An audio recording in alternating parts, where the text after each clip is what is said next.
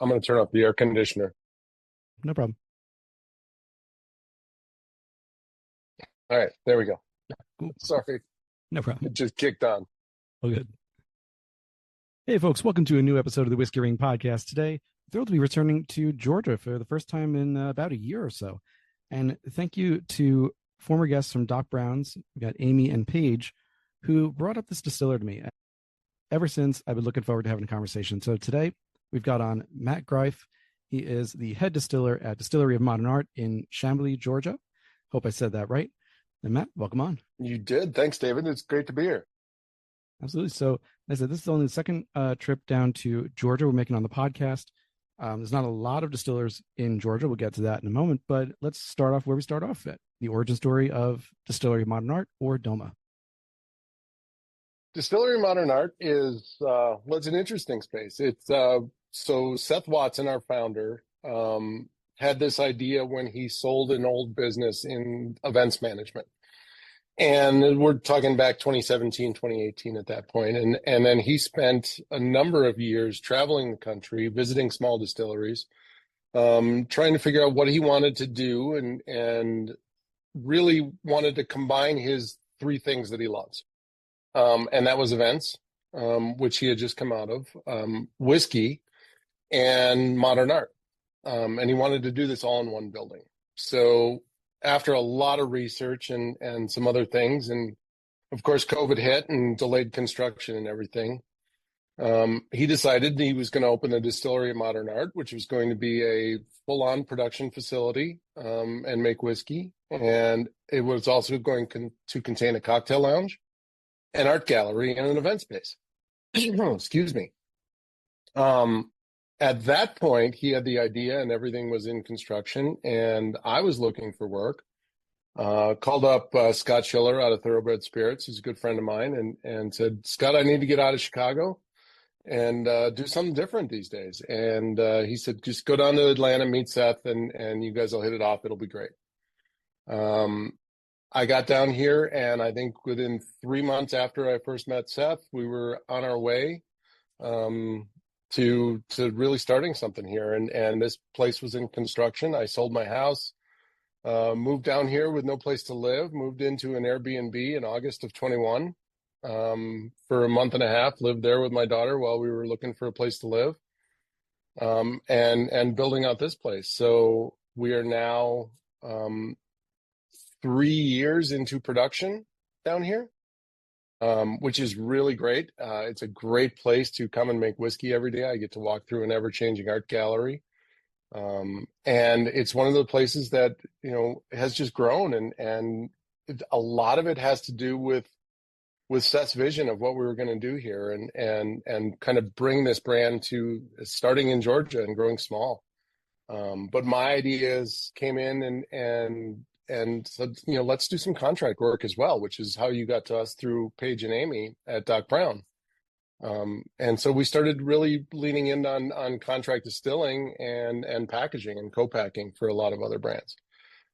So on the production side of Distillery of Modern Art, we are busy nonstop, which is really great. We're keeping a lot of people working, keeping a lot of people employed, and working with a lot of local and national brands here. As well as our own, which we're very proud of. And now that we are 3 years old, one of the things Seth and I decided early on was not to source any whiskey. And that's not to put anything bad on source whiskey, because a lot of it's really great, but we just wanted to have our own product. So the first 2.5 years, we had no whiskey in the market other than a lightly aged corn whiskey. But as of January 25, we released our bourbon and rye at 2.5 to 3 years old, and that has been rolling out, and it has really boosted sales around here, which is nice. We've had our last 4 months, our best 4 sales months ever in the 3.5 years we've been open. So looking forward to a great 2026 and a whole lot more whiskey sales and a whole lot more production. That was one of the last questions on my list, just chronologically, but I think it's a good time to ask it now, which is in 24, your peach vodka and gin were your top sellers. Yes. And I was going to ask, is there a point at which you think the whiskeys will overtake those as the top? Is it kind of on the way there with those now being released? Bourbon, it is now peach vodka and bourbon are the now the number one and two. And bourbon and rye are creeping up to be close to that number one and number two spot. I think there's always going to be a place for our peach vodka here in Georgia and in other places. It is pretty phenomenal as far as flavored vodkas go. And that gin is something we are incredibly proud of across the board. We keep winning some wonderful awards from some great places.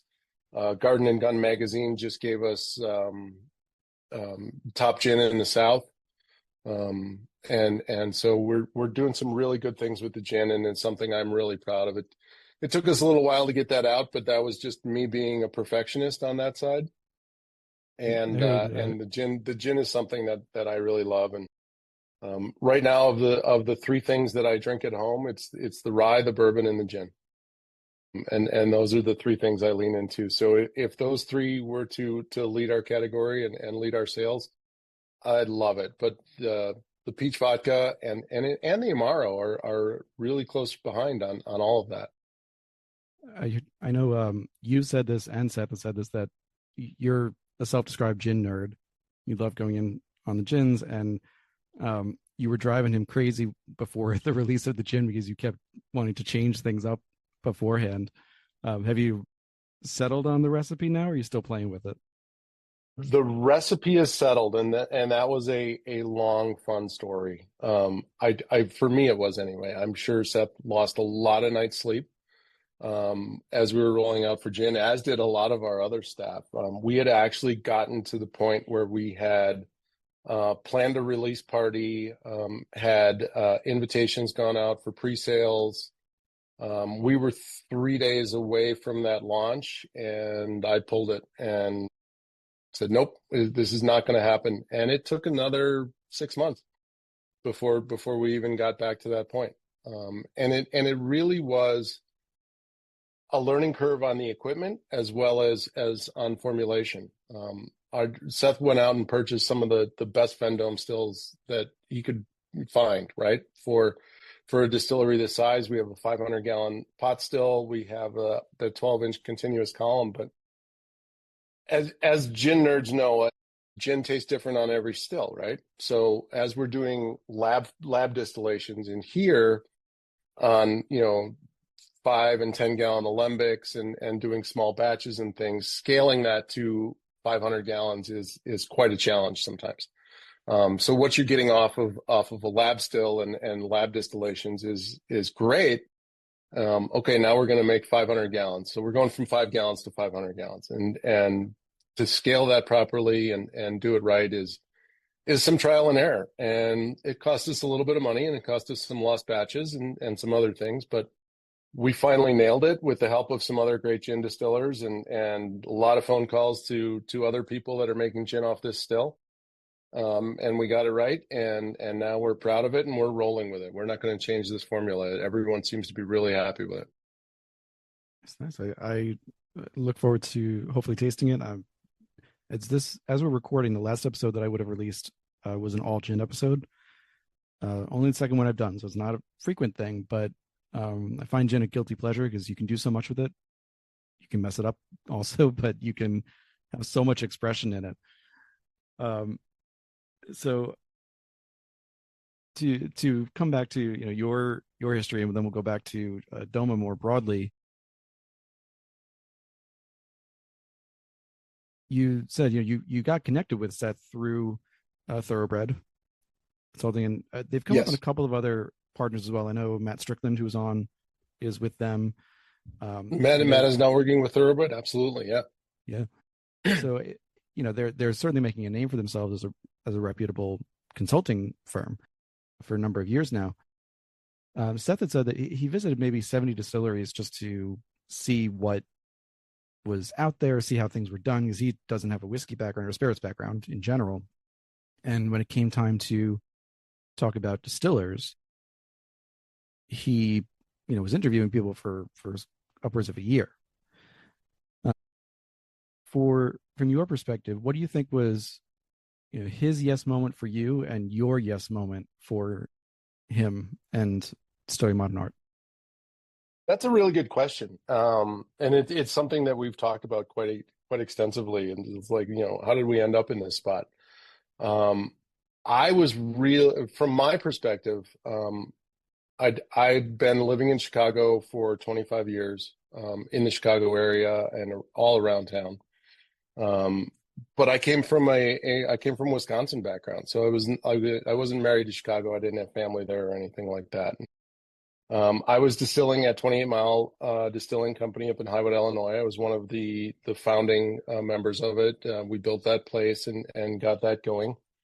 COVID hit and shifted to all kinds of different methodologies for revenue generation there. And what it ended up as was something that was going to be a sourced whiskey and more nightclub environment with shows and everything, and it was great. And they're doing great. They're making money and doing their thing, but it wasn't what I was looking for in terms of being a distiller. By that time, I had already gone back to college to do the master's program at Heriot-Watt, and was deeply entrenched into that and really wanted to make some really good whiskeys, and not be part of a sourcing operation. And Scott knew this well. Scott from Thoroughbred is based in the Chicago area, so we were always in communication and talking with people.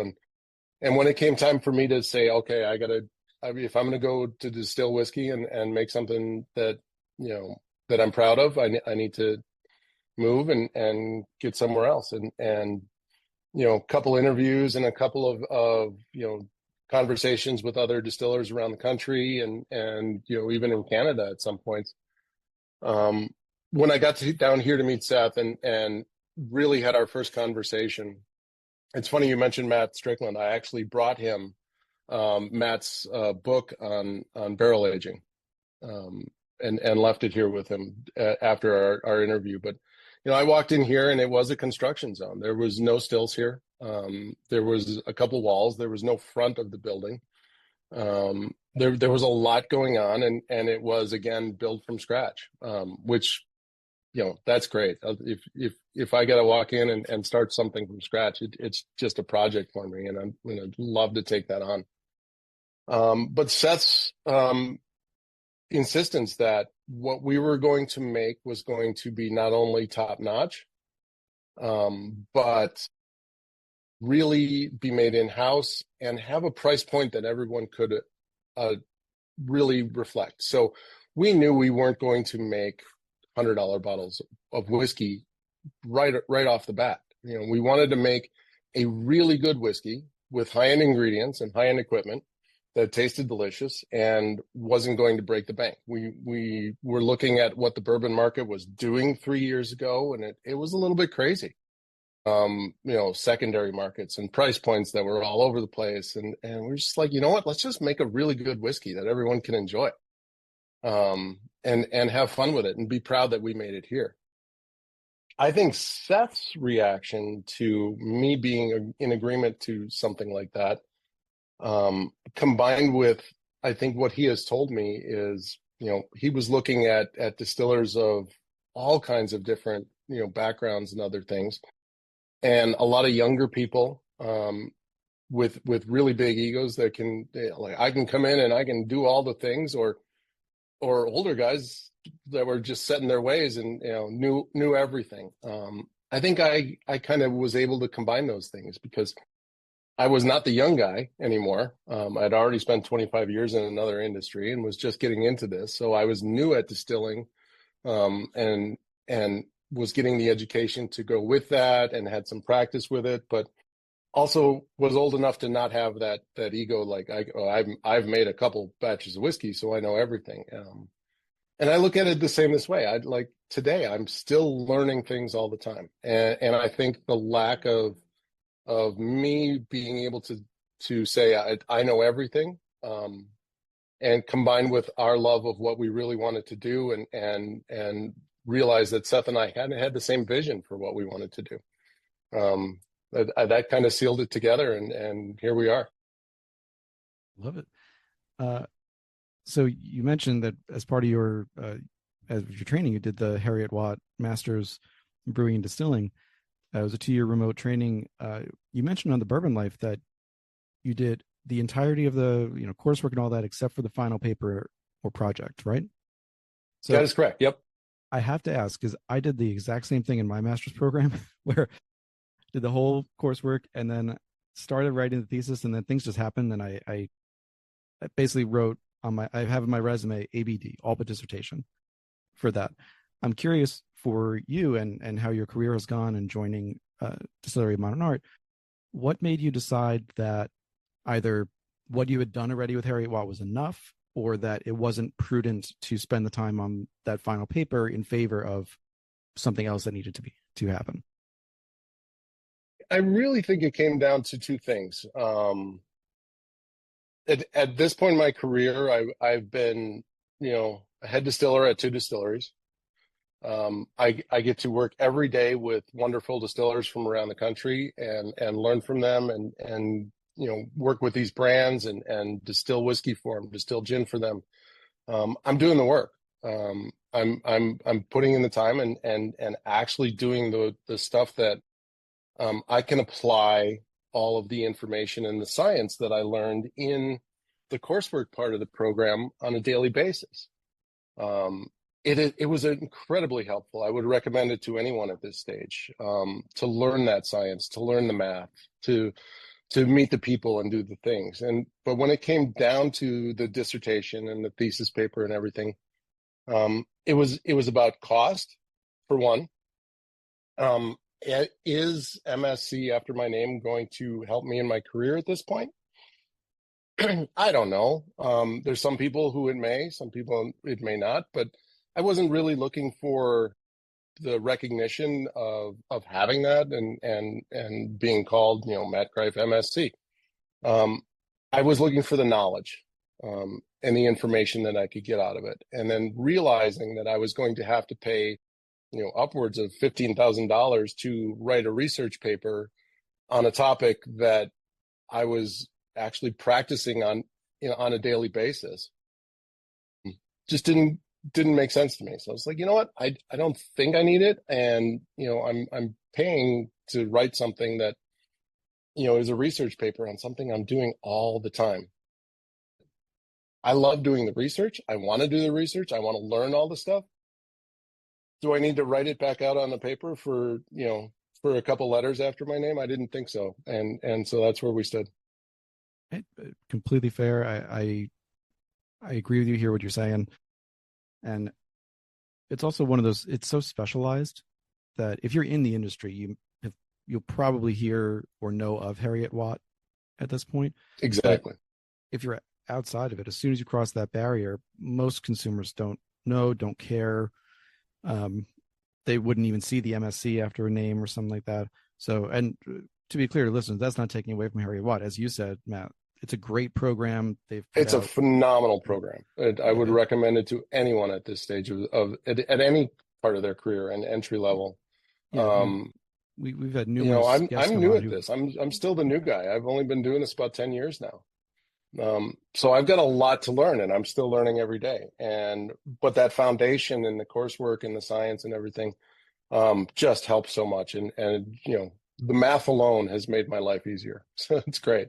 For sure. And we've had multiple guests come on who have either taken the coursework, a couple who have taught some courses through them, or through equivalents. And so, no, absolutely worth it. I want to pull back to kind of the 30,000-foot view a bit now, looking at Georgia. And both you and Seth have spoken about how there's a surprising dearth of distilleries and spirits producers in Georgia. Right now, we've got maybe 14 to 16 around the state. Very few. A couple more NDPs, a few dozen NDPs. I know there's the 1 ounce law that was written out in 2017. Are there, and we can go into what that is. Are there still other legal or regulatory obstacles that are holding back more distilleries from starting up, let alone succeeding? I would say absolutely. The 1 ounce law, as you mentioned, did change. We can now do a full cocktail service in our cocktail lounge, so we can make any spirits that we make into cocktails, have events and other things surrounding that, which is great. But we are limited in the fact, at least in our tasting room, to only spirits we make, and that includes things like vermouth, and any cocktail modifiers that contain spirits. It was really one of the biggest. Well, I was in Illinois, and we were members of the Illinois Distillers Association. It was one of the biggest changes that we were able to push through in Illinois with the Illinois Distillers Association state legislature, was to allow small distilleries to have cocktail modifiers that contain spirits or other alcohols in their cocktail lounge and tasting room. I saw a lot of cocktail lounges and tasting rooms that were run by distilleries grow at that point, because it was just a simple thing. Like, we're never going to be a vermouth producer in any sort of aspect, much less commercially. But to be able to allow us to buy a couple bottles so we can have a proper perfect Manhattan at our bar would be kind of nice. And so things like that, I love, rye whiskey, and I would love to have a perfect Sazerac here. Do I want to spend the time having to go and formulate a really good absinthe to do that? Well, someday down the line, but I'd still like to have a Sazerac today. So, could I go buy some of that? Campari for a Negroni for the gin, stuff like that. We could have a really great bar program, just by that simple change in law. Excuse me.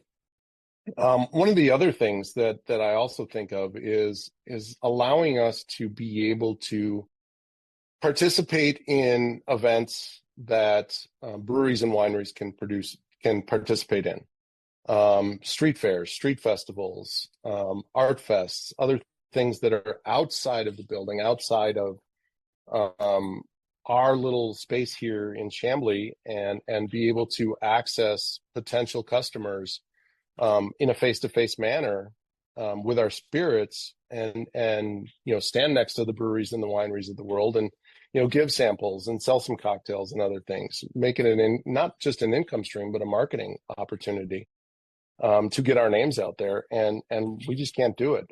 We have yearly multiple art fests and concerts half a block up the street here in front of City Hall in Chambly that we cannot participate in because we are a spirits producer and not a brewery or a winery. And a simple change in laws like that would, I think, allow not just us to grow, but allow other producers and other things in the state to grow.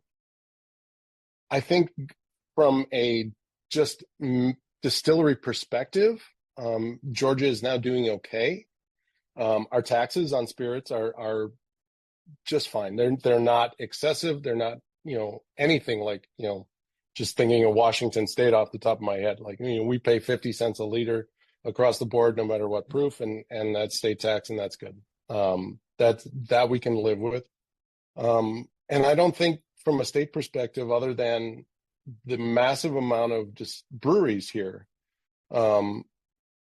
that kind of sometimes put up roadblocks to distilleries, is one thing. But, a lot of local and state laws are just around serving these days. And I just think people need to, kind of support local. And from a legislative perspective, I don't think there's a lot of barriers here in Georgia as there was in 2017. But I think it's people's, just kind of perspective of like, what is Georgia bourbon like? Is it different than, Kentucky bourbon? Yeah, it's different. It's totally different. So, it's more of an educational thing, and our Georgians, willing to support local and other things like that. And I think they're learning to, and it's a nice thing. So I actually, we're not open for business today other than production. But I've already sold 2 bottles of gin because people were just walking in off the street and saw the Garden and Gun article. And the fact that I can do that and sell bottles out of here is nice. But, Would like to keep that going and really build a good community here in Georgia. As far as that goes, one of the things that we really need to do is get all of the distilleries together in a little better fashion than we do with the Georgia Distillers Guild, and really work with the state to advance what we do. And I think everyone needs to get involved in that. The idea of supporting local and owning your backyard is a frequent topic because I tend to focus on guests who are either smaller, newer, or unique in some way to their area. And the first step to supporting local is having something local to support. So I agree with you, having the bourbon there. I know for a while, I'll speak for myself. For a while, the only Georgia distillery, or even Atlanta distillery I knew about was ASW. And then Old Fourth and Short Barrel as well. But they're, again, even ASW, which I think is the oldest one there, is they're small. Old Fourth, I believe, was the oldest when they were founded, and they've now transitioned to an NDP underneath Short Barrel, Right. and doing their thing. So Old Fourth is as a brand is still around and is the oldest local distillery brand here. And ASW was right kind of after that. We unfortunately just lost one in the last 6 months here in the city, which is Independent Distilling. They're closing down. And it's highly unfortunate. And I think it's just, supporting local, and they were hyper small. But really great people and great guys, and a good spot to go play ping pong and have a cocktail. So it's going to be sad to see them go. And those are inside the Atlanta area. Outside of Atlanta, we have 13th Colony and Lazy Man and a couple others, Richland Rum. But you're right, it is a small community here in Georgia of distillery producers that are around the state, and I think it was the initial barrier to entry back in 2017 when it wasn't easy to do. Whereas, a lot of other states had made that barrier to entry a lot easier, a lot earlier. Mm-hmm. So we're just kind of behind the curve down here. And by the way, is it all right that I keep calling it DOMA? Is that? Yeah, absolutely. We have shortened the name. I wish we could shorten our emails, because now I have to type out Distillery of Modern Art every time I want to put my email on something. We'll get it to DOMA one of these days. I hear you. When DOMA was starting up, even before formal production and building, even in the ideation stage, Seth has said that local distillers, many of whom you just mentioned, I think the best word is they were wary. There's potentially more competition coming on the scene. They're wary of a new distillery joining the pack. Their competition, they're just getting on their feet, so struggling to make their mark and figure out their place. Now, despite this wariness, some were willing to let him look around, play with the equipment, see what was going on. Now, a few years later, you guys have been established for 3+ years, 3.5 years. As you mentioned, there's the Georgia Distillers Guild or Association. Looking at it comparatively back then and now, do you feel that there's more of a collaborative spirit, or are things still struggling enough that wariness exists between distilleries? I like to think that there's more of a collaborative effort going on here in Georgia than previous, and I like to think that Seth and I have a lot to do with that. We are very adamant that the small producers here in town, ASW, Short Barrel, Old Fourth, Independent, 13th Colony, that they are not our competition, and we are here to support each other. Just off the top of my head, I'm friends with the guys at Mural Row, who are here in town as well, and I always forget to mention them, but they're a gin producer and they make great gin, and they've become acquaintances, and they will call me up and ask for some assistance. Like, hey, we need to grow and look at a new space, and can you come take a look at this space with us and see if this is going to work for it? And my answer is always, yeah, let's go, let's do it, let's let's help you grow your business, because as Georgia spirits grow, we're all going to grow with it. And I think there's a real collaborative effort, at least on my part and Seth's part, to try and include and help all of these people grow in any way we can. We have a much larger production and bottling space than a lot of the smaller distillers here in town and in the general areas. Some of them have actually become our customers from a co-packaging side. We can do bottling for a lot of people. We can, help develop things. We have capabilities here that we've put in that a lot of small entry level producers aren't going to put in because of the cost. So if I can help another local brand grow, and help another local small business grow, and help another local small business owner to realize their dream, that's what we're here for. We're not going to look at it as a competition. Our competitions are the Pernots and Giagios of the world. That's the market share that we want to attack and take, not our neighbors. And although you guys are on the newer side in the Georgia distilling scene, does it help your efforts that you're now making 2/3 of the proof gallons in the state?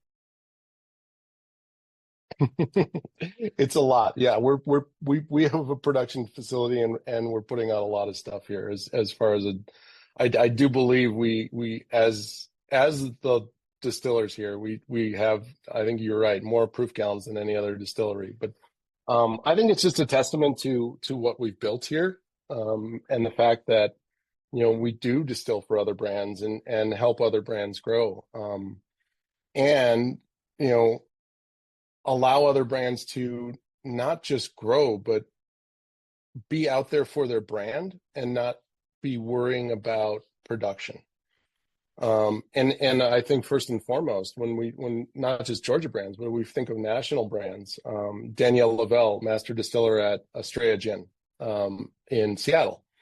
Danielle and I have been great friends for a number of years. And when I got here, she was in the midst of looking at spaces and stills and going to build a distillery in Seattle.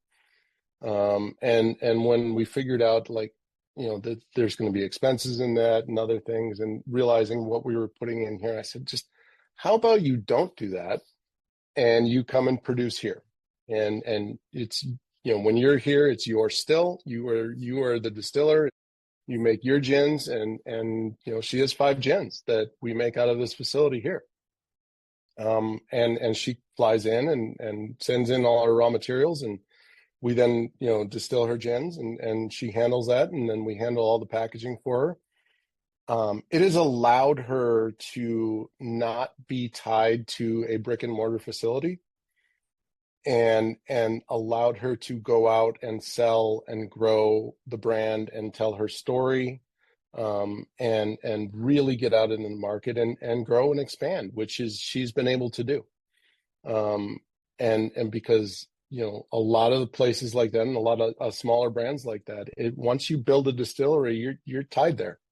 And you have to be there every day, and you have to be taking care of the equipment, and you have to be dealing with customers rather than flying around the country trying to sell gin, which is what's going to make you money. You're locked into a building.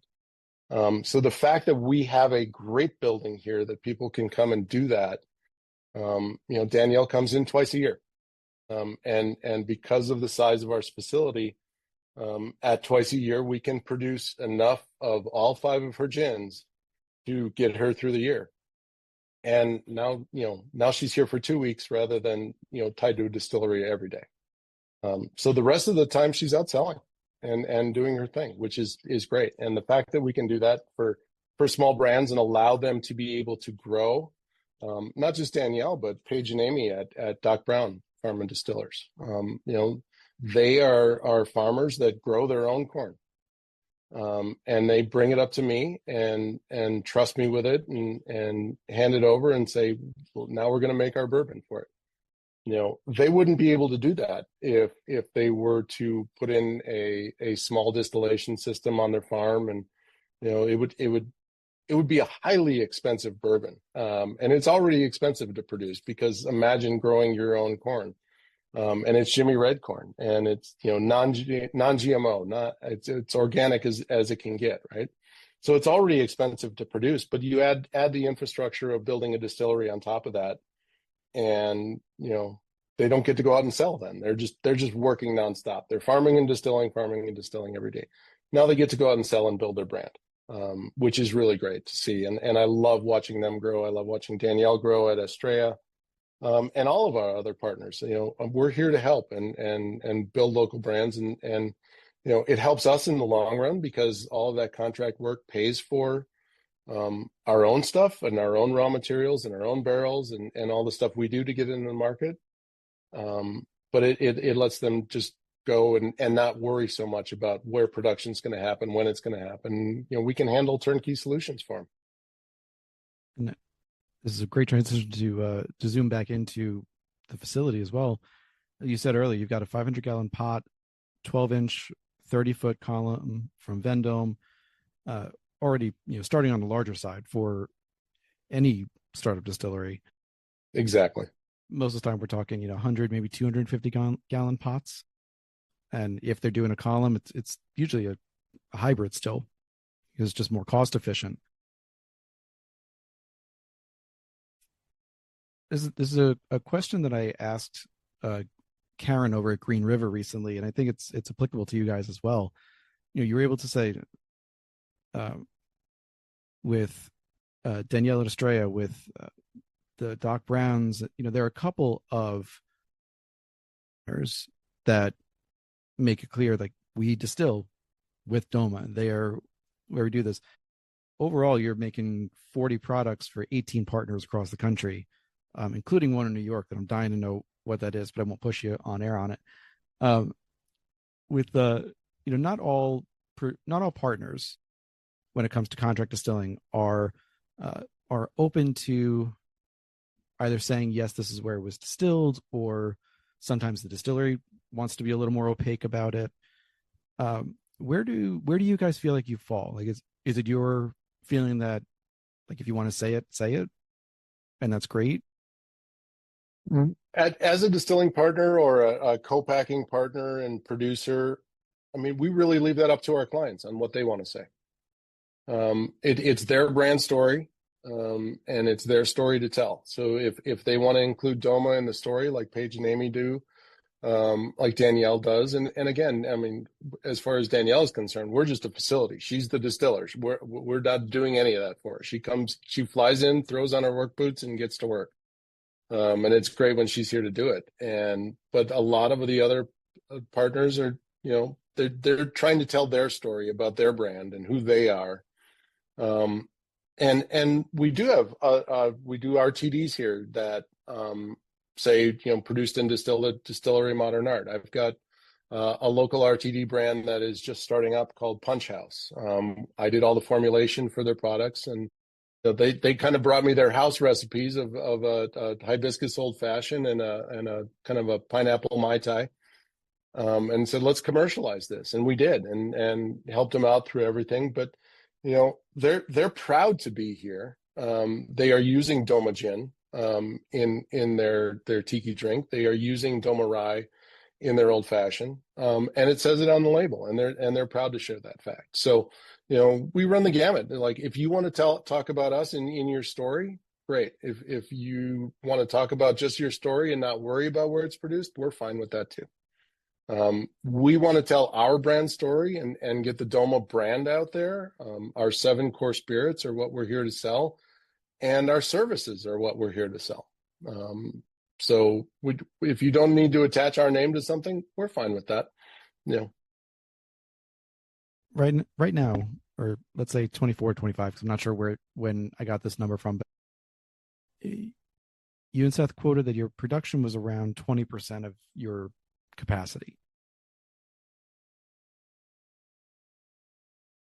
Purposefully not including context there, because there wasn't really at the time. Would you say that's including, is that just for your products, like the 7 spirits that you make? Is that including contract work?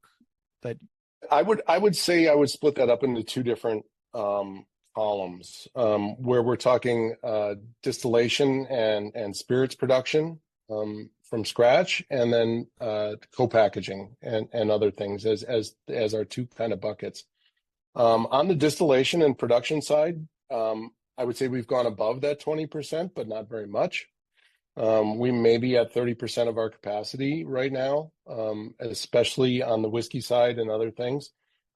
As we all know, whiskey has just slowed down around the country.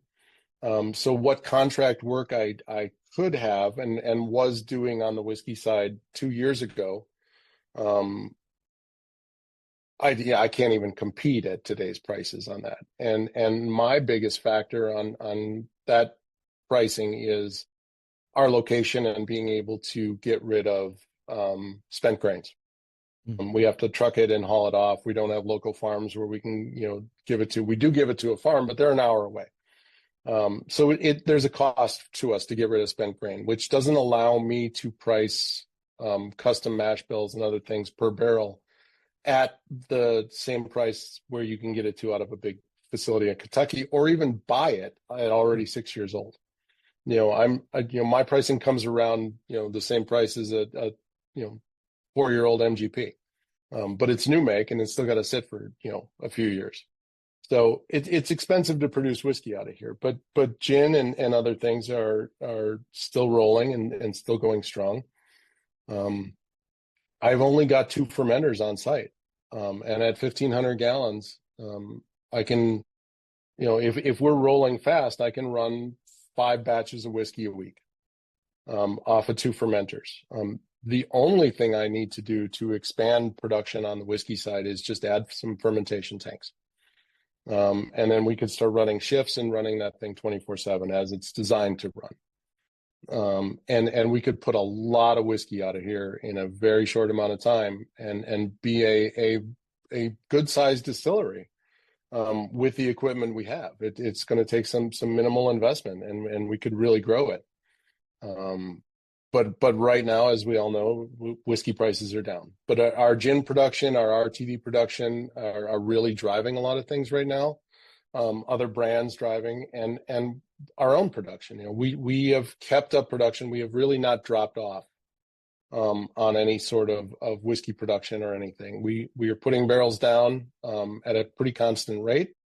We've got 2,000 of our own barrels in the last 3 years in the warehouse that are going, and we're shooting for, at least another 250 to 300 barrels of both bourbon and rye in 2026. So we keep adding to that, and we're gonna keep adding to that because we believe in our product and we want it to keep growing. But we have plenty of room to grow here. On the co-packing side, we are keeping busy 4 days a week. I would say with our current setup, we are probably at about 75% of our capacity on co-packing. But we have recently made some investments in that is going to change that and grow that. We can right now fill, label, and cap about 15 bottles a minute in various sizes. By this time not even this time, within the next 4 months, we'll be up to 60. So we're going to go times 4 on that. And we're adding some automation and some really good equipment coming in, and as well as upgrading a whole lot of things and the ability to feed it.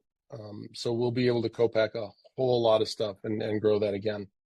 So that is an area of the business that is really driving some revenue right now, and it's really fun to see. And being able to do basically a bottle a minute is pretty damn impressive. Well, a bottle a second would be. A bottle a second. That's what I meant. Yeah, coming in a second. That's impressive. You're talking major producers at that rate. So with the 7 spirits that you produce for yourselves, we've got the vodka, peach vodka, a peach amaro, corn whiskey, gin, a bourbon, and a rye. Were all of these on the, I want to say on the menu, but let's call it on the business plan from the start? Not only were they on the business plan from the start, but before I even met Seth, he had the label artwork done for all 7. and he knew exactly what he wanted to produce and exactly what he wanted to get in.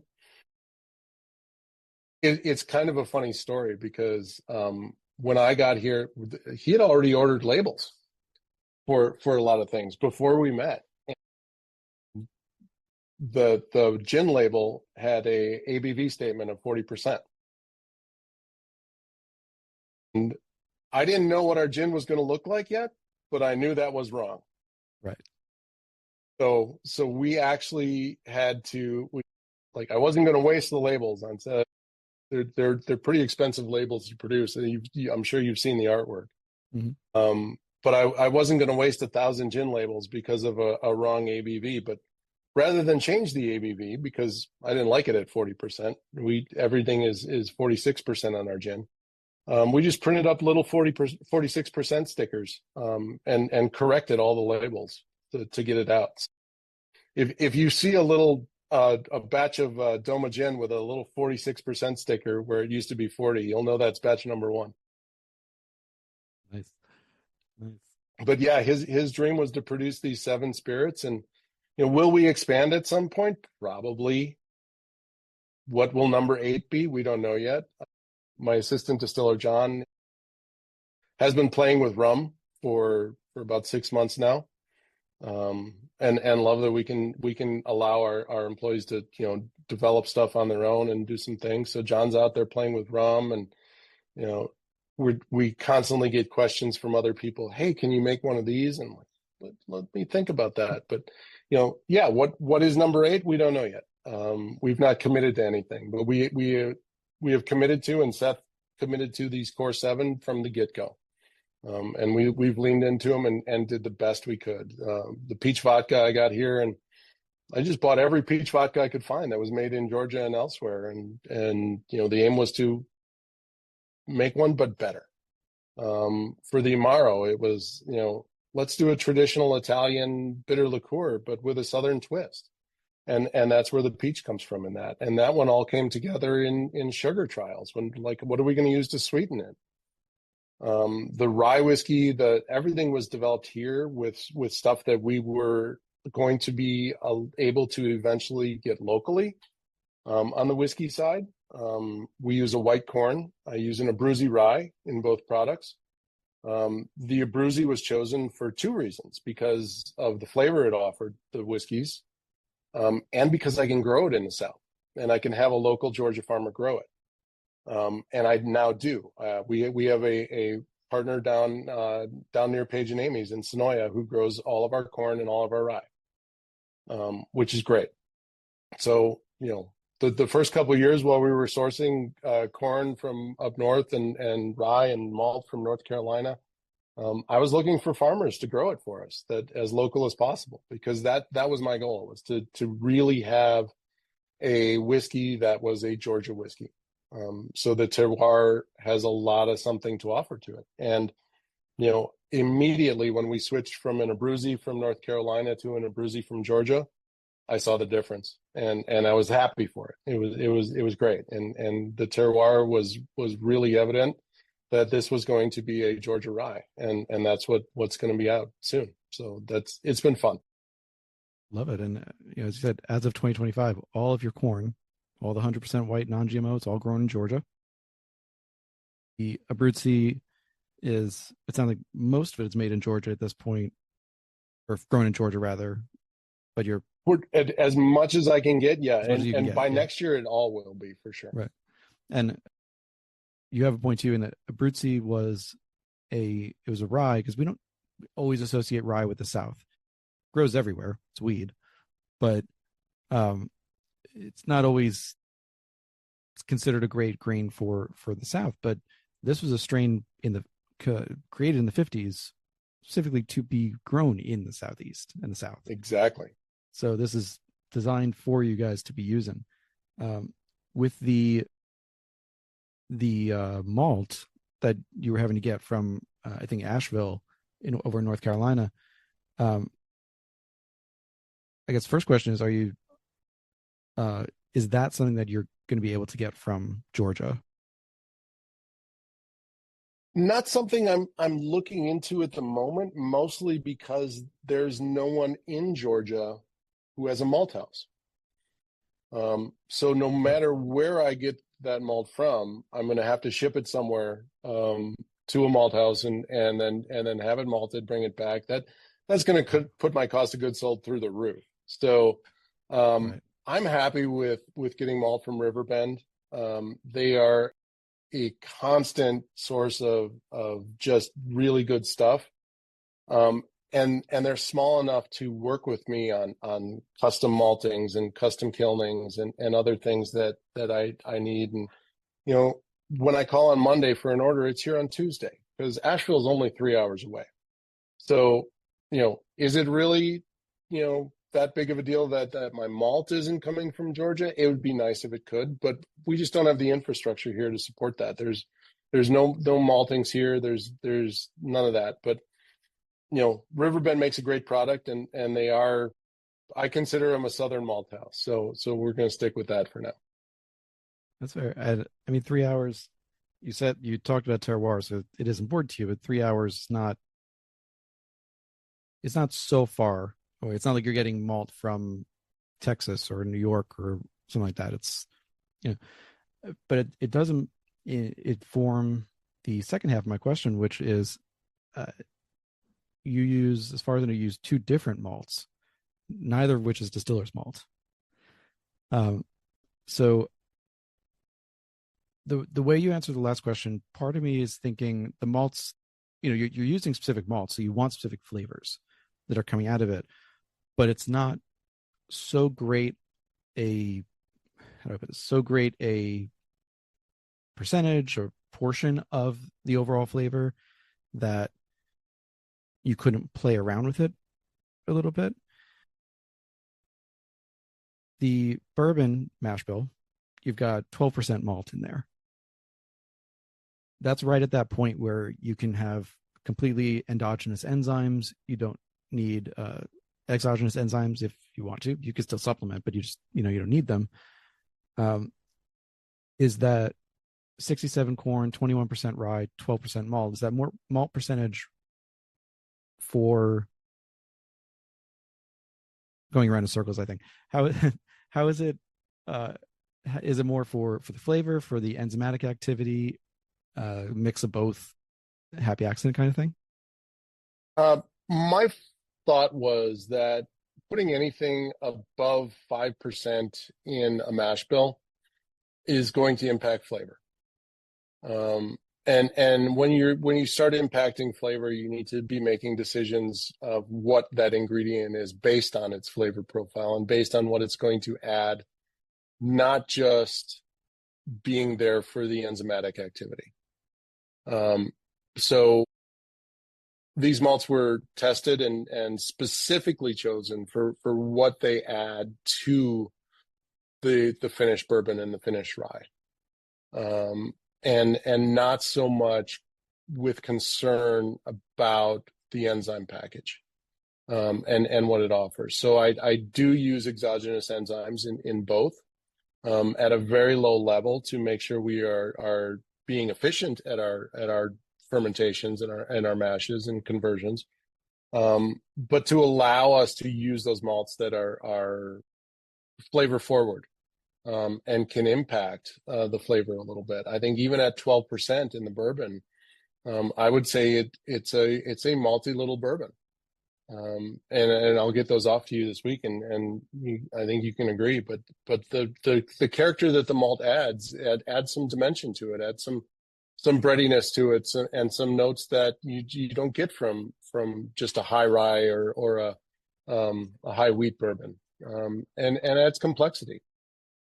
In the rye specifically, the malt package was chosen for both those bready flavors, but I use a very dark roasted, almost chocolate malt in there at 3%, which early on adds a lot of chocolate coffee notes to a very young whiskey. Mm-hmm.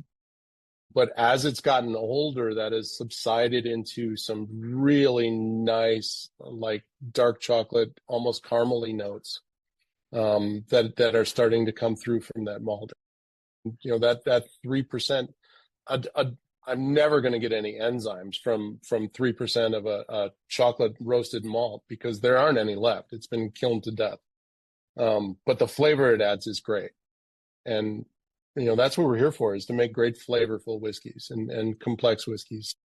The more flavor I can add from grains, the better off I am, because then what the barrel does to it is it takes it and makes it something incredibly unique. The mash bill itself, again, I want to reiterate the bourbon, 67 corn, white corn, 21 ABRUZZI rye, 12% of the malt with the two malts included. The pretty unusual recipe.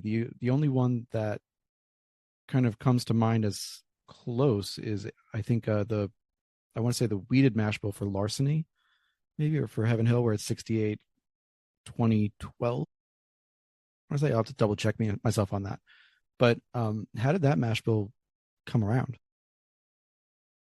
I'd really trial and error. When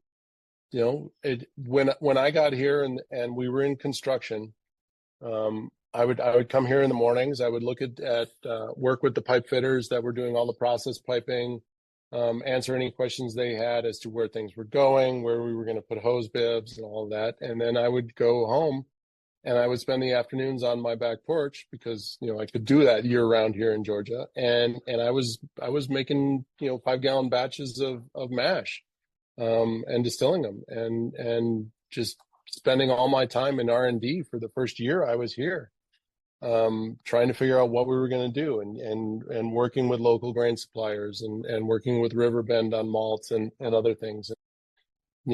Really just got down to it, and we're tasting new make and seeing how, complex it is, doing little aging projects in jars and windowsills with wood chips, and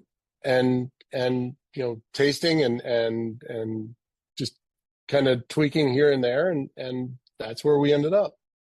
And that's where we liked it the best. And with the white corn, which is not as oily as some of the yellow corns out there, but sweeter and it got a great flavor. You take that, you throw in the ABRUZZI rye, which doesn't have the ferulic acid content of an NVS rye, so you're sacrificing a lot of the spice that comes out of that for some more floral and minty notes. So what do you do with floral and minty notes? So we don't want them to be overpowering. Let's see where the malt is at and tweak that to make those floral and minty notes that we're getting off the rye and the sweetness from the corn, not just standouts, but things that work in conjunction with each other. And so I think that malt percentage really comes from where it needed to be to let the corn and the rye stand out and just add some complexity on the bourbon. On the rye side, that the malts that are in there were chosen to increase complexity and really punch up that rye flavor and give it a really nice note that showed off both the spice and the floral that we were getting from the ABRUZZI, and I'm happy with both of them today. I'm really happy with them. We do occasionally make some tweaks to things, and when we're rolling through 13 weeks straight of bourbon, John and I will get together and say, let's do something different today. And we've got barrels in the warehouse that are not quite that mash bill that you've described, and maybe distilled a little differently. And we've got notes of all of that, and we're watching it and tasting it and sampling. What we've started off, we're really happy, but we'll be able to do some little small releases of some other things in the future. And they'll still be DOMA bourbon and rye, but they'll be a little different from here and there. And, there's days we get to play and have fun with it, which is great. We're not big enough where we're locked into doing the same thing every day. And I think that is a real benefit to being a small craft producer over a large brand is people are okay with, sometimes it's a little different, and sometimes we've improved it and we've added some things, and it's not the same thing all the time. Will our core product be absolutely as consistent as possible? Yes, because that's the hardest thing to do, right? Is make it consistent. but we're going to have little offshoots of the bourbon and the rye that are going to be, you know, a little tweak here, a little tweak there. Sometimes we just do some fun stuff and pull off 500 gallons of a ferment and run it through the pot still. So we've got pot still bourbon sitting in the warehouse that is totally different. Same batch, same mash bill, same fermentation, but we just pulled off 500 gallons out of a 1,500 gallon ferment and you know, do a couple pot distillation runs and make some barrels of that. So we're going to have some fun with that. I like it. It's so much fun when distillers have fun. It comes across in the interviews, it comes across in face-to-face interactions, because you're, as you said, you're not locked in. You don't have to have the same thing. It's so much more fun. Before I move forward, what was the rye mash bill? The rye is 70-15-15. So 70% rye, 15% corn, 15% barley, 3% of which is that chocolate malt.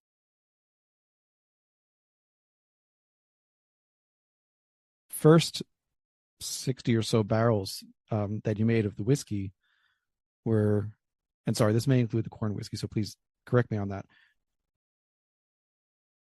They were aged on site before you guys had a warehouse to put more barrels in, and they were aged in a shipping container in the Georgia heat. Well, that was a subset actually. So we did have our first barrels that or I would say the first 60 or so barrels that were done were actually aged right on the other side of this wall here in the front of the building. That was according to the architectural plans, the original barrel aging warehouse was the front. It is now part of our co-packing operation. But once we filled that up, Seth and I sat down and realized, you know, we need more space. And so we started looking for warehousing and expanding and getting places to put more barrels. But we didn't stop production during that time. We didn't really slow anything down. So we were full in here. We were looking for a warehouse space. I said, well, we're going to do the next best thing. We're going to go get a shipping container. We're going to put about as many barrels as we can fit in there. We're going to mark which ones they are because we're going to have a shipping container outside in the Georgia sun for, you know, an entire summer. Right. And it got hot. It got real hot in there. So we're really curious to see how that's going to come out and really turn out, because it's going to be something different that you know, it was aged differently. Our warehouse pretty much mimics the temperature outside. We don't temperature control it. It's just a single story warehouse. If it's 90 outside, it's 90 inside. If it's 50 outside, it's 50 inside.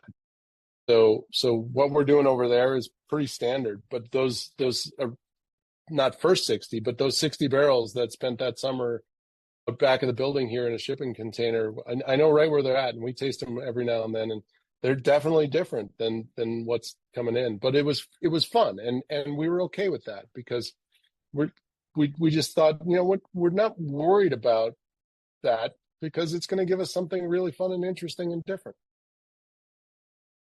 I love it. And so honestly, there may, you know, depending on how it turns out, there may be another time when I go get another shipping container and, you know, stick barrels in it because, hey, that was a great idea all of a sudden. There was a period where a lot of craft distillers were using the shipping containers because it was so much cheaper than the than building a warehouse or finding storage space. Just buy a shipping container, and then there's one up here in New York. Taconic still does that for a lot of their barrels, and it works great. It's a simple solution. At a certain scale, you got to look elsewhere. But I've yet to hear someone who has used them and been like, this was a terrible experience. This was a terrible product that came out of it. At minimum, exactly. It's interesting. So that's all I ask, is at least it's interesting and something to taste and talk about. I think it's also a great resourcefulness. It speaks to the resourcefulness of small business owners and small craft distillers, where, you know, we've got a problem. There's all kinds of solutions for it, but, you know, we want to stay in business and not, you know, let's do it as affordably as possible, and come up with a solution. And that if that solution is a shipping container or a lean-to out back, so be it. They're still doing their thing, and they're still keeping their business running and keeping it going. So be resourceful and have fun with it. Absolutely. So we talked about the bourbon and the rye. We got to talk about the corn whiskey as well.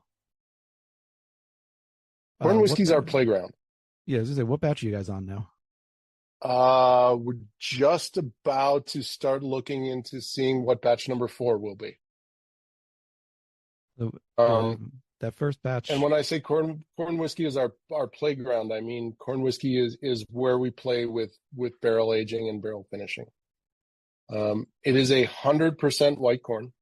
There's nothing else in the mash bill. I distill it as if it's going to be very lightly aged. Decisions are made in cuts to make it a whiskey that can be served at 6 months after a short aging period, and not have a lot of those heads and tails notes that you get from something that is going to be 4, 5, 6 years in a barrel. Plus, we're using combinations of barrels and different barrels, and it's really interesting to see what we've been getting out of things. It is both a playground and a, for lack of a better word, our little university on what finishing barrels and what barrels can do to a corn whiskey. I have used Brazilian oak. Batch number 1 was the Ambrania finish. It was lightly aged for 6 months, and then put on Brazilian oak, on the Ambrania oak. I pulled it after 3 days,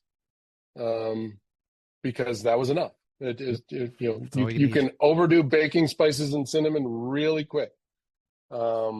Batch number 2, I believe, was I might get 2 and 3 backwards, but one of them was on batch 2 was Orpheus Brewing Imperial Barley Wine and Imperial Stout barrels, blended with a former O.Z. Tyler bourbon barrel that all of them held corn whiskey.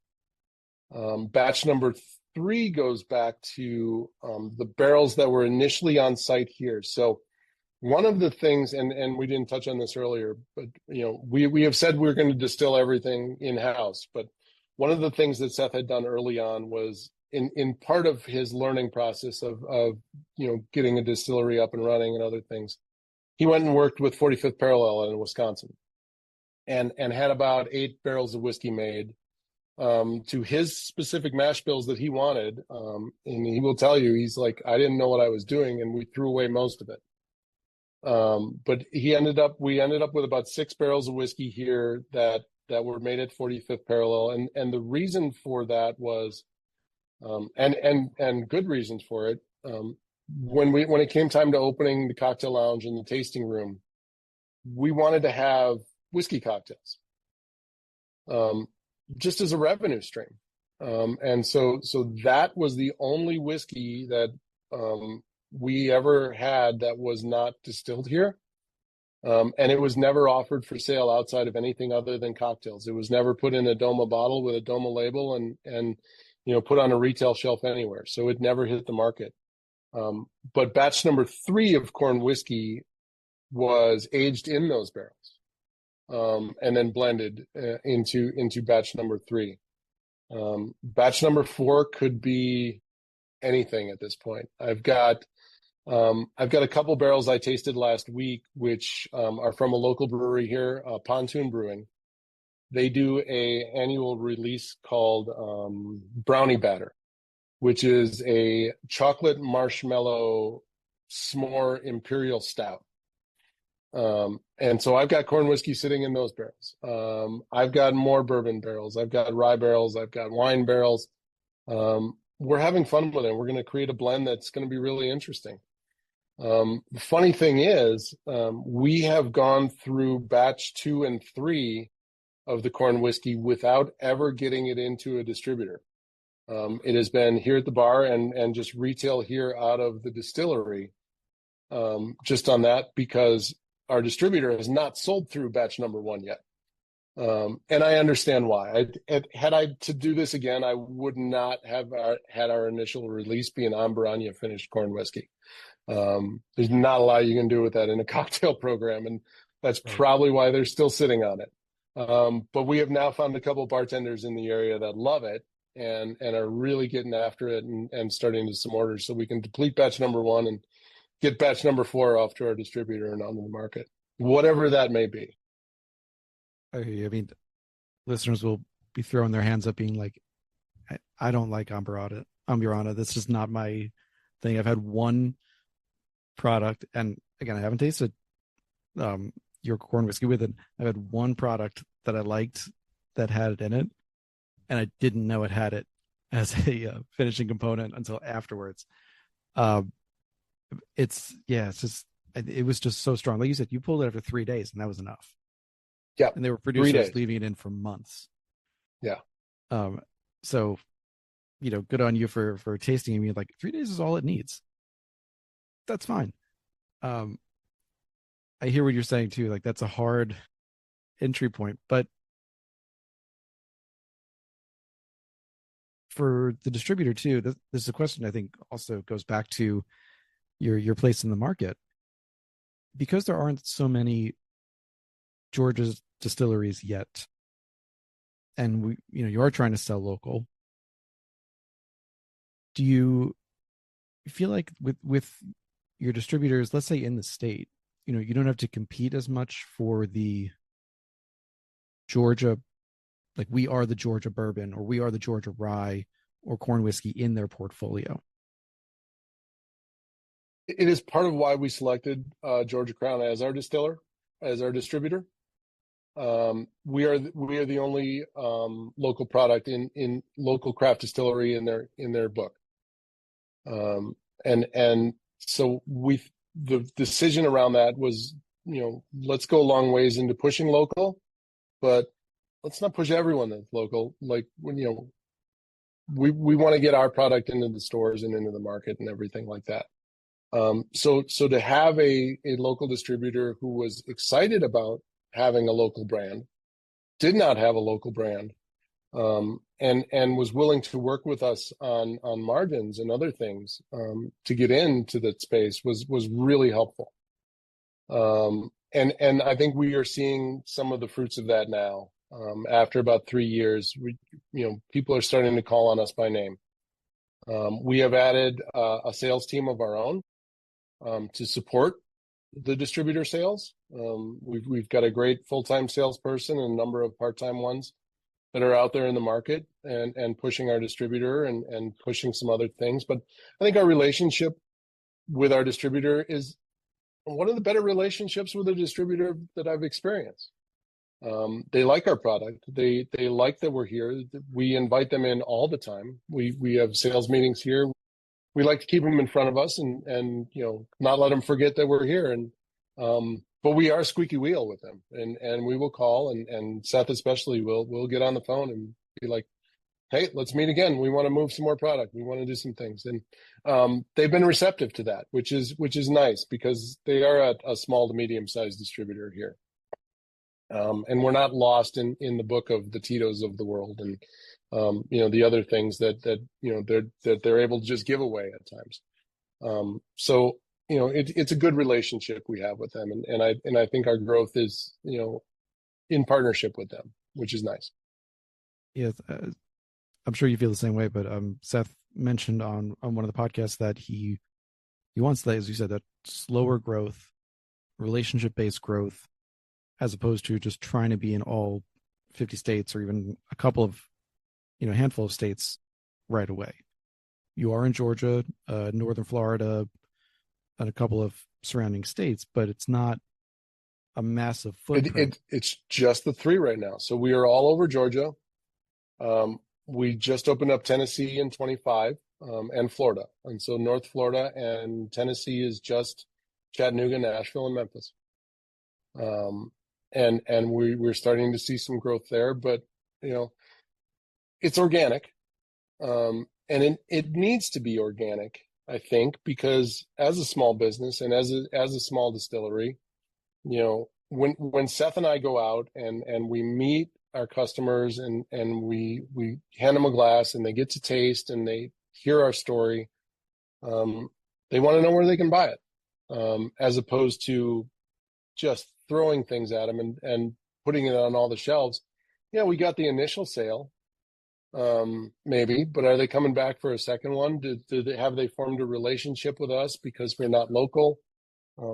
So do we want to go to every state? Yeah, it would be great to be a national brand, but we realize that growth has to be organic, and that growth has to be one-on-one with our customers, until the word of mouth just kind of takes over, at that point. So we spend a lot of time in stores and at whiskey events and at tasting events and talking to people, and I think the time we're putting in on that is paying off.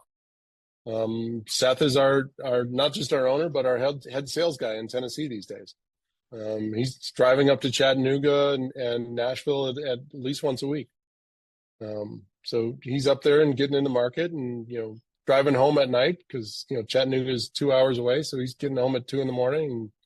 and after tasting events and other things. But we're working at it, and Florida is one of those places that can be a little weird for the bourbon world, and is South Florida our place? I don't know. Maybe we'll never hit Miami, but we see Jacksonville and Tampa as some things we can pick up, and they're southern. It's a Florida and Georgia neighbor.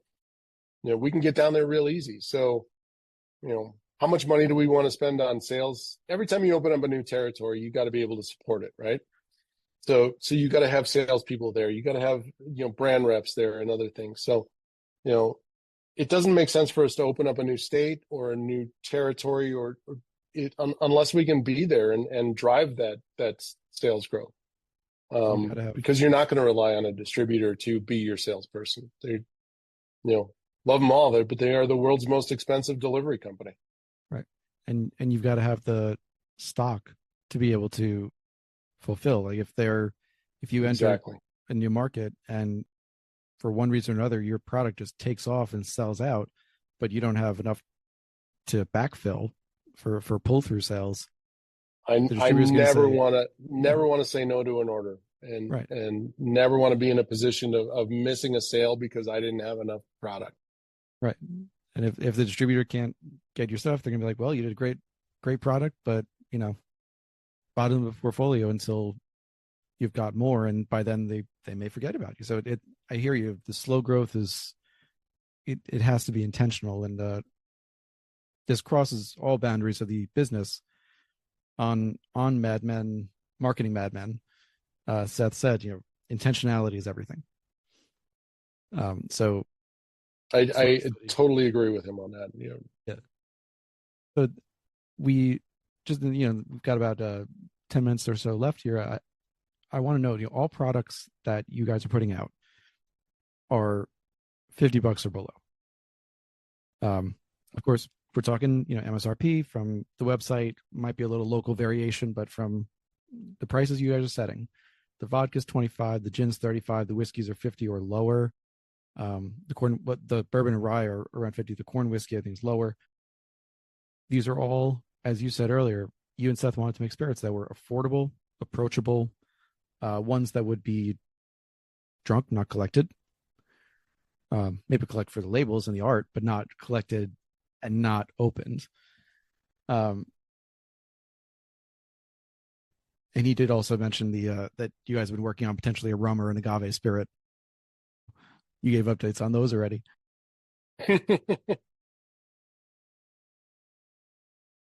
I want to also, dedicate some time here to talk about the, let's say, non-distillery parts of the distillery.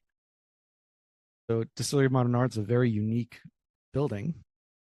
I know there were issues with the contractors in actually building the building, and getting the HVAC system right apparently was a real problem. We had a crappy general contractor, let's say that. But the important part is that our pipe fitters and process piping and boiler people refused to work for them, so I got to work with them hand in hand, and all of the production equipment works perfectly. So we're good on that Fantastic. side. Love it. And at the end of the day, you guys ended up with a fantastic space. It's 15,000 square feet total, something like that. It is, yep. You've got event space, production, as you said, the co-packing, and you've got a gallery, you've got a cocktail bar, all in here. And with the art, I mean, I live in New York, so MoMA is right around me. I have to admit, I'm not usually a fan of modern art, but Seth said something really interesting that made me reflect on that, which was you guys have 2 local artists at a time. There's a 3-year waiting list to get into your gallery. Rotate every 4 to 6 to 8 weeks, a little variable. So you got ever-changing decor, which you said earlier. And I think people have an idea, and I certainly have an idea of modern art is, as a joke, it's like it's art that you think you could make yourself. And it's a false stereotype. It's a very bad stereotype. But Seth said, it's much wider than that. It really is, and it's something I've learned by being here. I've always been an art fan. Living in Chicago as a college student, I would take advantage of free Tuesdays for college students at the Art Institute, and would just walk around the Art Institute and see all the stuff. It was great. I get to walk through an ever-changing art gallery here every day on my way to make whiskey. And like you said, every 6 weeks, it's 2 different artists. And, we have a 3-year waiting list. And I give a lot of credit to Seth on that, because he takes no commission from any of the artist sales here. When a typical gallery takes, 50 to 60% commission. We take no commission from emerging artists. So it can be an incubator space. And the variation in the themes and artwork that I have been able to look at as I come through here on a daily basis is wide and all over the place. And it's inspiring at times, because, I have seen local artists that were doing things with old 45 records. Right now we have a photography exhibit. It is our first photography exhibit that we've had. We've had abstracts. We've had modern art portraits. We've had modern art that were local comic book artists that come through and do things. We actually have a woman who comes in and takes bottles and smashes them and does epoxy pieces, where she's taken our bottle itself, just empty bottles with labels on it, and creates a piece of art from a broken bottle or shards of broken glass. And so, Seth's right. The definition of modern art is all over the place. And it's not ever something I look at and say that I could do that, because my talents lie elsewhere. I could spill a lot of paint on a canvas and it's not going to look like art. I can tell you that right now. But we have some very talented people that come through here, and it is inspiring to watch. And, one of Seth's other things that he always likes to say is, much like spirits, art is subjective. Do you walk in and see a painting and say, hey, that's great, and someone else may not like it at all? And it's okay, because it's art, and spirits are the same way. I love this whiskey, but my neighbor might not like it. I have sent my rye whiskey up to old friends that I grew up with in Wisconsin, and Wisconsin has a great drinking community, but my old guys look at something that's oh, it's 100 proof. I can't have anything that's 100 proof. That's way too much, and I laugh, but it's okay, because that's just not for you, and that's how art is, and that's how spirits are. Exactly. I had I think a bad misconception that I've had for a long time, that like modern art was just going to be the splash of paint on the canvas. That's the stereotype. And now I think about it, I'm like, one of my favorite exhibits of all time was at MoMA here in New York. It was an exhibit of all Tim Burton work from, and this was in about 2009, 2010. So everything he had done up to that point, renderings and sketches and all these different things. And this was modern art. And yeah, to your point, I might not appreciate, let's say, for example, photography or this type as much. Give it 6 weeks. There's going to be something else that's in there that maybe blows my mind. Exactly. And it's a lot of fun. It can be very inspiring. So, I'm always glad that the gallery is part of something that we have here, that it brings people in, that it does support local art and gives back to the community, and that it can be inspiring for us as well. And you also have, there's so many events going on. I just want to note a couple of them. Like, just from late December into January, you've got a cocktail making class, intro to modern calligraphy, a sip and scent candle making workshop, sip and sculpt, geometric design, that are not necessarily, I mean, like intro to modern calligraphy is not distillery related necessarily. Cocktail making class, I can see, the sip and scent, but it doesn't have to be distilling related to be an event at DOMA. Exactly. And on one hand, that obviously opens up so many more doors to people coming in and seeing what you're doing. Have you found that is also driving more bottle sales and exposure?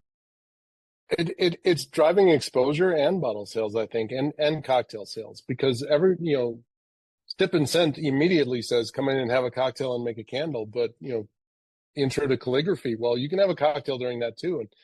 And the more we introduce people to our spirits through cocktails, the more they're going to end up buying bottles, whether it's here or on the shelf elsewhere. And, we're developing relationships with our customers, I think, through all of this, and really close relationships, because what I end up seeing is people, will come in for one thing and then they're back here 3 months later for, Sunday morning yoga, or we do we're a location for the Atlanta Cornhole League in the winter times because we can offer it indoors. So Thursday nights will be cornhole here. And we have our own team and take part in that. And so, Seth and I get up and play cornhole on Thursday nights and, talk with all the other teams, and we're all having cocktails and we're in the event space doing that. So, the gallery, the event space, the cocktail lounge, they're great for a distillery our size because it's marketing, right? It gets us known, it gets us out there, it gets us, recognized in the city. And the more things we can do to drive people to come here into our building and see what Seth has built and see the design and see how beautiful this place is, I think the more that they recognize that label when it's on the shelf at the bar or the restaurant or in their local liquor store, and it's going to drive some sales. I love it. And you said you're at the size where if they come for a class, you, Seth, another of your team could be there to just be like, hey, by the way, I'm Matt, I'm Seth. Exactly. How you liking the products? And that almost always will lead to a bottle sale right there. It does. And it's fun to get out and see new customers. Just 2 weeks ago, I on a Thursday night, left here, drove in 5 o'clock traffic, an hour and a half up to Brazelton, Georgia, because Jack's Public House decided that they were going to do a holiday menu of 6 holiday cocktails, and all 6 cocktails, every one of them has a DOMA product in. So I went up there on a Thursday night and bought a whole bunch of cocktails for a whole bunch of people, and just walked around from table to table and introduced myself and said hello and gave out some samples, and I think we got some long-term customers out of it. So totally worth the hour and a half drive. Absolutely. Well, Matt, we are getting right up on time here. Really appreciate you coming on, talking about Distillery of Modern Art, talking about not only the production, what the building represents, what it is in the scope of Georgia distilling, and what you're doing for all of your partners as well. Again, 40 products for 18 partners, with room to grow on both your own and the partnership side. I really do look forward to tasting whatever you want to throw my way. No pressure at all. on that. Hang on with me for just a moment after we finish recording. You got it, David. Thanks for having me. This is a lot of fun. Absolutely. Thank you so much. Thanks everyone for listening. There will be show notes for this episode with links for where you can follow. You can visit Chamblee, Georgia. It's just northeast of Atlanta, very much within an easy drive from the city. Although I know Atlantic traffic is known for being like pretty bad, but I think it's worth the drive up we there. are inside the perimeter. As long as you say inside the perimeter and people don't have to get on 285, they think it's okay. Good to know. All right. Thanks so much, Matt. Hang on. Thank you everyone for listening. I'll see y'all next week. Thanks, David.